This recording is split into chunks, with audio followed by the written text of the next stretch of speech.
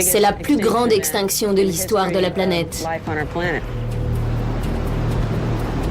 Luann Becker cherche à résoudre ce crime préhistorique.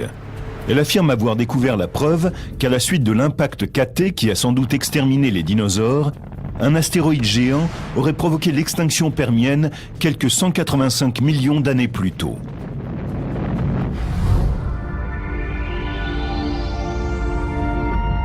Pendant le Permien, notre monde était composé d'un supercontinent appelé Pangée et d'un superocéan appelé Pantalassa. Selon Luann Becker, un objet d'un diamètre de 10 km s'est écrasé dans l'océan, à la pointe sud du supercontinent, au large du nord-ouest de l'Australie actuelle. Si vous aviez été sur la plage il y a 250 millions d'années, vous auriez sans doute eu un point de vue idéal sur cet événement particulier.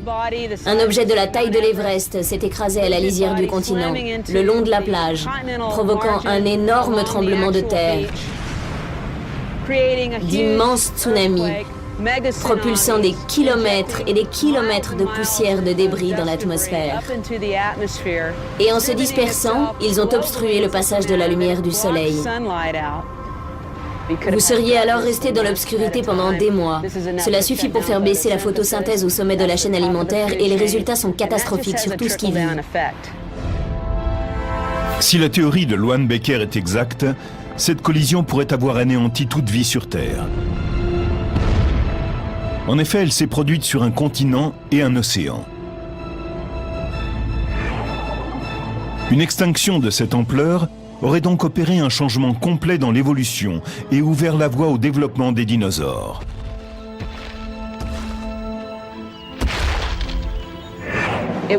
C'est seulement à cause de l'extinction permienne que les dinosaures ont pu évoluer. Je considère cela comme une des conséquences de cette collision. Il reste quelques petites preuves géologiques de l'extinction permienne. Mais on trouve peu de roches vieilles de 250 millions d'années sur Terre parce qu'elles ont été recyclées par les plaques tectoniques.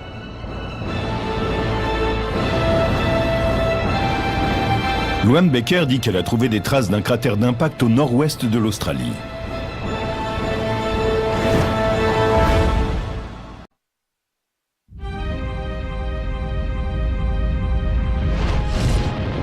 L'extinction permienne a été la plus grande extinction de toute l'histoire de la Terre. Il y a 250 millions d'années, 90% des formes de vie ont disparu. Davantage d'êtres vivants ont été exterminés au cours de cette période que durant l'extinction KT qui a tué les dinosaures 185 millions d'années plus tard. L'origine de l'extinction permienne n'est toujours pas connue. Mais la chercheuse Luann Becker ainsi que ses collègues pensent qu'un astéroïde a provoqué cet événement. Ils ont découvert un cratère qui pourrait être celui d'un impact enfoui sous les sédiments, au large du nord-ouest de l'Australie. Nous pensons avoir trouvé un cratère qui pourrait avoir été creusé par cet impact. Il est beaucoup plus vieux que ceux que nous connaissons. C'est beaucoup plus compliqué à analyser car il s'est produit beaucoup de processus géologiques depuis. Il ne forme plus un cercle parfait, ne ressemble plus à un œil de taureau. La plupart des roches permiennes ont vécu une subduction ou ont disparu avec l'érosion. Les preuves d'impact sont marginales et très controversées. Certains spécialistes sont sceptiques. Ils ne croient pas que Luann Becker ait trouvé un cratère d'impact datant du Permien. Aucun cratère n'a été trouvé qui corresponde au Permien. On a dit aussi avoir trouvé une structure sur la côte ouest de l'Australie. Mais ce n'est pas aussi net, ni aussi clair qu'un cratère KT. Nous n'avons pas de preuves réelles. Pourtant, Luann Becker affirme avoir trouvé une preuve indiscutable. Bien plus, avec son équipe, elle est allée jusqu'en Antarctique, en Australie, en Afrique et au Japon, où l'on trouve les plus vieilles roches terrestres. Ils affirment avoir retrouvé 40 traces d'impact, des fragments de minéraux extraterrestres recouverts de couches de roches datant du Permien.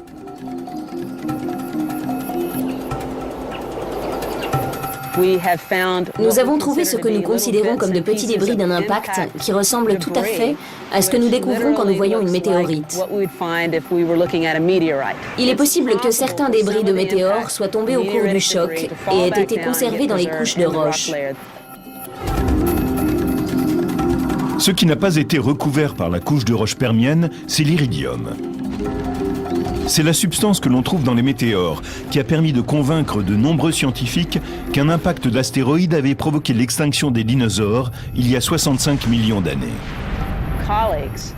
Certains collègues très tatillons disent qu'on devrait avoir trouvé aussi de l'iridium. Mais on n'en trouve pas dans certains des endroits où l'on s'y attendrait. Par exemple, dans certains matériaux cométaires que nous avons rapportés. Quelle en est l'explication? C'est tout simplement qu'il y a des objets différents et qu'ils ne sont pas tous semblables. Luann Becker n'a pas trouvé d'iridium ici, mais elle en a extrait dans des roches venant de l'Antarctique. Comme l'iridium, le chrome est rare, mais il est plus abondant dans les roches spatiales. Un astéroïde a-t-il provoqué l'extinction permienne KT ou y a-t-il au moins contribué? Il semble que les formes de vie luttaient pour leur survie il y a 250 millions d'années. La planète était sous l'emprise du volcanisme qui étouffait l'atmosphère.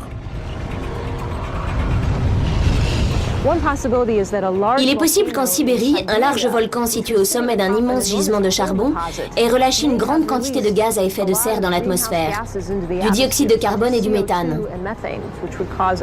Cela aurait provoqué la destruction massive d'organismes marins et un important réchauffement global, ce qui aurait été néfaste aussi pour les animaux terrestres. Quand vous regardez en arrière et que vous regardez ce qui ressemble à cette extinction, dans tous les cas, vous trouvez une preuve d'un épisode volcanique massif simultané.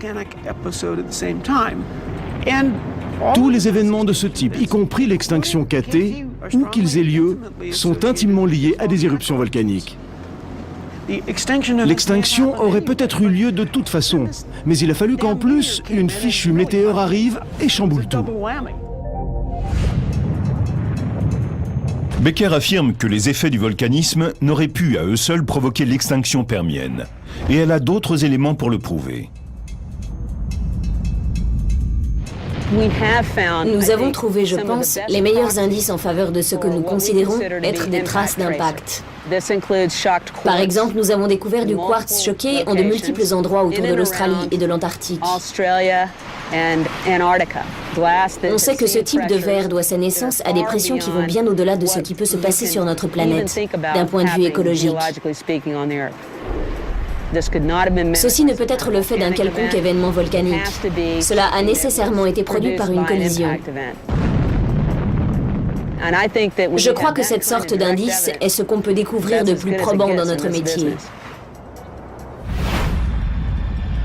La communauté scientifique discute toujours pour savoir si l'impact d'un astéroïde a pu contribuer à déclencher l'extinction permienne il y a 250 millions d'années.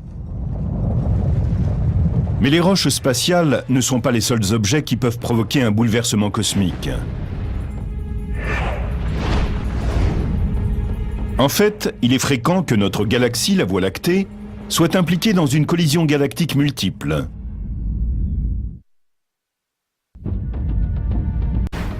Imaginez que vous soyez dans une galaxie qui se déplace dans l'espace.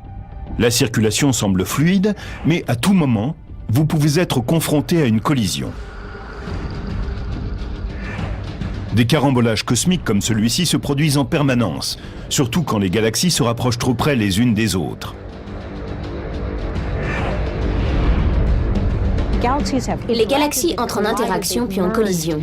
Elles se mélangent puis se déchirent et les fragments vont chacun de leur côté. C'est encore le cas aujourd'hui. Les collisions ont toujours fait partie de la vie d'une galaxie et ce sera toujours le cas.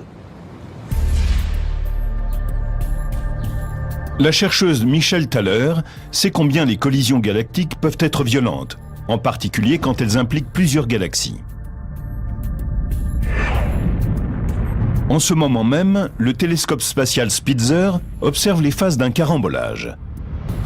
4 galaxies supermassives vont entrer en collision sur une autoroute cosmique à environ 5 milliards d'années-lumière de la Terre.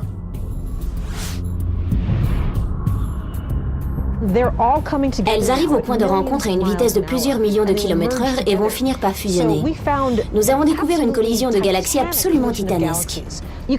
La plupart des collisions ressemblent à ce qui se passe quand de petites voitures se rentrent dedans sur une autoroute. Mais dans ce cas, il s'agit plutôt de 4 camions à 18 roues qui entrent en collision frontale. Sous un tel choc, des milliers d'étoiles sont tout simplement éjectées de la galaxie. Cette violente collision est en train de se produire. Une fois le choc passé, les 4 galaxies auront fusionné pour former une galaxie de 10 fois la taille de la Voie lactée. Ce sera l'une des plus grandes de tout l'univers.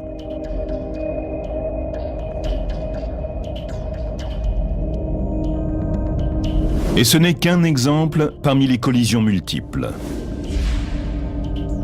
La Voie lactée se mélangera peut-être un jour avec sa voisine, la galaxie d'Andromède, ce qui devrait donner lieu à une collision spectaculaire. Mais pour l'instant, notre galaxie est en train d'entrer en collision avec 2 plus petites, ce qui provoque toutefois un certain retentissement. En ce moment, 2 galaxies relativement petites sont en train d'entrer en collision avec la Voie lactée. L'une est appelée la naine du Sagittaire parce qu'elle est proche de la constellation du Sagittaire, et l'autre est appelée la naine du Grand Chien.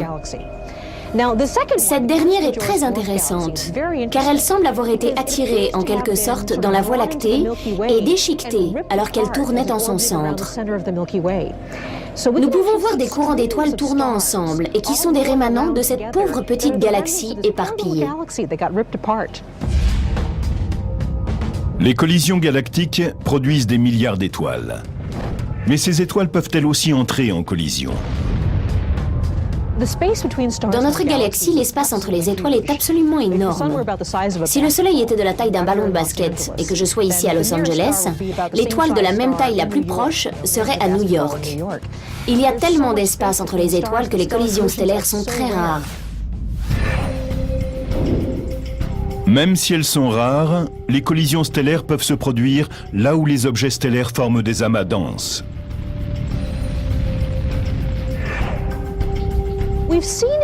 Nous avons des exemples où dans un amas d'étoiles, l'une semble plus massive que les autres, plus jeune que les autres. Et elle paraît tourner plus vite que les étoiles qui sont nées en même temps qu'elle. Ces jeunes étoiles sont appelées des Blue Stragglers, ou traînardes bleues. Elles apparaissent dans des groupes d'étoiles inhabituellement denses qu'on appelle des amas globulaires. On les appelle des traînardes bleues parce qu'elles semblent être plus jeunes et qu'elles vieillissent moins vite que les autres étoiles de l'amas. Il est donc très possible qu'elles naissent quand 2 étoiles fusionnent. Celles-ci se sont rapprochées puis la force de gravitation les a amenées à tourner l'une autour de l'autre. Et c'est ainsi que l'on a cette grande étoile brillante qui tourne très rapidement. Les collisions stellaires ne sont pas de petits accrochages galactiques. Elles peuvent être assez destructrices. Elles se sont rapprochées de plus en plus, elles ont tourné de plus en plus vite. Elles ont avancé à des centaines de milliers, voire des millions de kilomètres/heure et ont commencé à s'arracher mutuellement de petits morceaux tout en se frôlant. Une collision stellaire peut être un événement spectaculaire et très violent. Si le transfert de masse s'effectue sur un temps suffisant, les orbites vont se rétrécir. Les 2 étoiles vont se rapprocher de plus en plus et elles pourront soit former une seule étoile géante, soit s'effondrer en donnant naissance à une étoile à neutrons ou un trou noir. Qu'il y ait fusion d'étoiles et de galaxies, ou choc d'astéroïdes et de comètes, les collisions cosmiques continueront aussi longtemps que l'univers existera. En approfondissant notre connaissance de ces événements incontrôlables, nous pourrons avoir une meilleure compréhension des origines de l'univers et peut-être prévoir son avenir.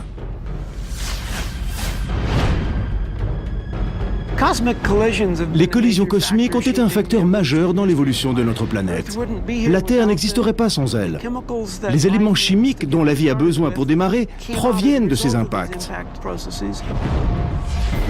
C'est donc un facteur important dans l'histoire des formes de vie terrestres.